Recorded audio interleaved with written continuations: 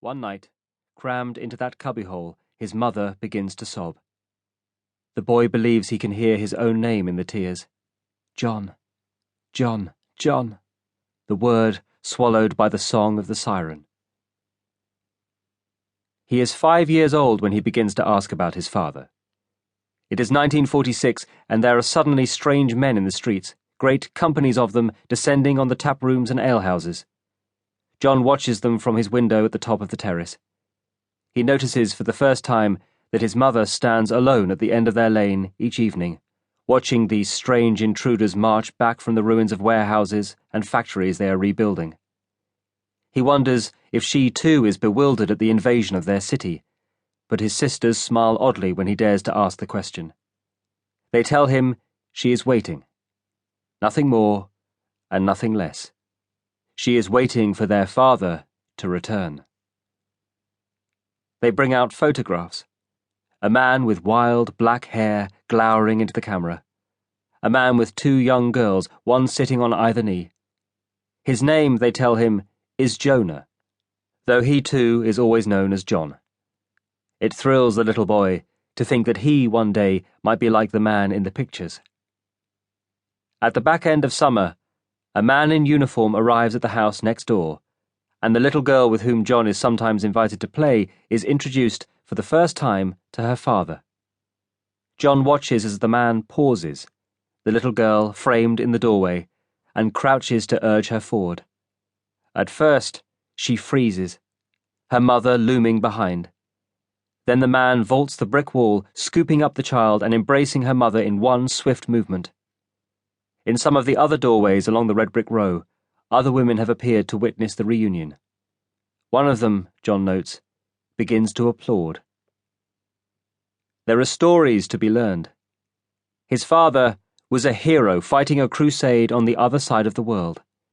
His father was in the jungle teaching the natives to fly Spitfires. There are other stories as well. His father once worked at a lathe.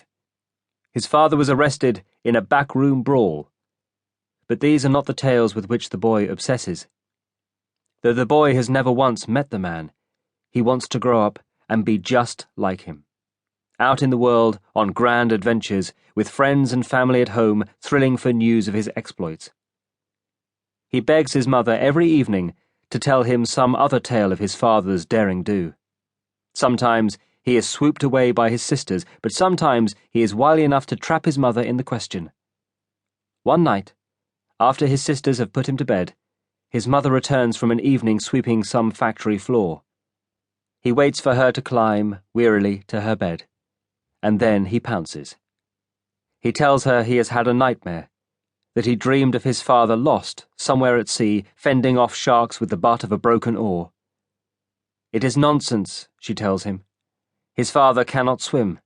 He would never have got himself into such trouble in the first place. The boy does not notice, at first, when the stories stop being told. He supposes it may have been earlier than he first thought, for he was surely telling himself the stories as well, lining up his lead soldiers and imagining them his father's company, or building matchstick planes and putting his father in the cockpit. In his games, his father makes his way home from the jungles on the other side of the world, but is forever sidetracked by helpless villagers or orphaned children searching for someone to protect them. Each time he goes to sleep, he constructs a new fantasy. Some other adventure his father cannot resist, as kingdom by kingdom he picks his way back to English shores. In a journal, he writes stories about his father. At first, they are only short passages, idle thoughts. His father parachuting from a plane, his father in a coracle, tumbling helplessly over a wild waterfall. He is beginning to compose a longer story, his father crossing Siberia by sled with Nazis on his trail, when his mother discovers him at work, hidden under the bedcovers. He does not understand why she starts crying.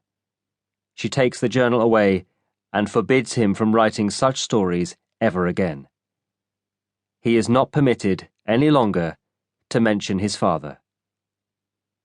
The winter of 1949 lingers long into the following year, but lasts longer still for John's mother. She is at home more and more often, lying in bed until hours